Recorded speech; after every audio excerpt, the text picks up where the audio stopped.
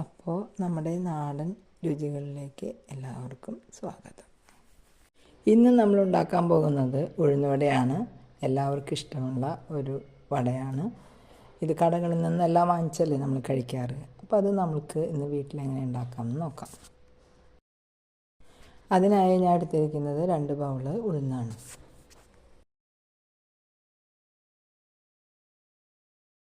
ഇത് നമ്മൾ കുതിർത്താനായി ഒരു 4 മണിക്കൂർ വെള്ളത്തിലിട്ട് വയ്ക്കാം.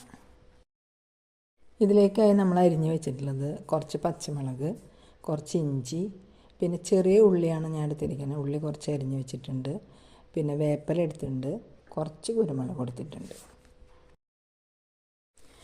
ഇപ്പോൾ വാരച്ച ഉഴുന്നിലേക്ക് നമ്മൾ നേരത്തെ അരിഞ്ഞു വെച്ച ഇഞ്ചി ഇട്ടിട്ടുണ്ട്. ഇനി ഇതൊരു ജാറെടുത്ത് അതിലേക്ക് ഇട്ട് നമ്മളെടുത്ത് കുറച്ച് വെള്ളം ഒഴിച്ച് നമ്മളൊന്ന് നന്നായി അടിച്ചെടുക്കുക. ഈ അടിച്ച് വെച്ച മാവാണിത്. ഈ മാവിലേക്ക് നമ്മൾ പാകത്തിന് ഉപ്പ് ചേർത്ത് കൊടുക്കുക. ഇതിലേക്ക് നമ്മൾ നേരത്തെ അരിഞ്ഞു വെച്ച പച്ചമുളക്, ചെറിയ ഉള്ളി, അതുപോലെ തന്നെ വേപ്പില, അത് കുരുമുളക് എന്നിവയൊക്കെ ഇതിലേക്ക് ഇട്ട് കൊടുക്കുക. അപ്പോൾ വേപ്പില വേണമെങ്കിൽ ഒന്ന് കഷ്ണാക്കി ഇട്ട് കൊടുത്തോ, കുഴപ്പമില്ല, വലുതായി കിടക്കണ്ട, ഒന്ന് കഷ്ണാക്കി ഇട്ട് കൊടുത്തോ.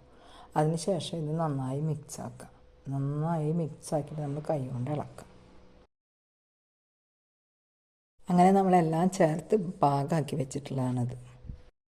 അപ്പോൾ നമ്മുടെ പാൻ ചൂടായി നമ്മൾ എണ്ണ ഒഴിച്ചിട്ടുണ്ട്. അതിലേക്ക് നമ്മൾ ഈ മാവ് കുഴച്ച് അതിനെ പരത്തിയതിന് ശേഷം നടുക്കിൽ ഒരു കള്ളവെള്ളം കൊണ്ട് ഒരു ഓട്ടയാക്കിയിട്ട് എണ്ണയിലേക്ക് ഇട്ട് കൊടുക്കുക. അങ്ങനെ നമ്മൾ 2 സൈഡും നന്നായി മൊരിച്ചെടുക്കുക.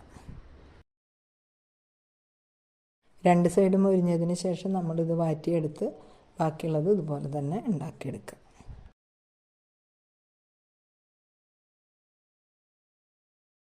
ഉഴുന്നുവട റെഡിയായി. നല്ല സോഫ്റ്റായിട്ട് നല്ല ടേസ്റ്റായിട്ട് വന്നിട്ടുണ്ട്. നല്ല ഉഴുന്നുവടയായിട്ടുണ്ട്. നിങ്ങൾക്കൊക്കെ ഉണ്ടാക്കാൻ പറ്റുന്ന, നല്ല എളുപ്പത്തിൽ പറ്റുന്ന ഒരു ഉഴുന്നുവടയാണ്. എല്ലാവരും ഇത് ട്രൈ ചെയ്ത് നോക്കും.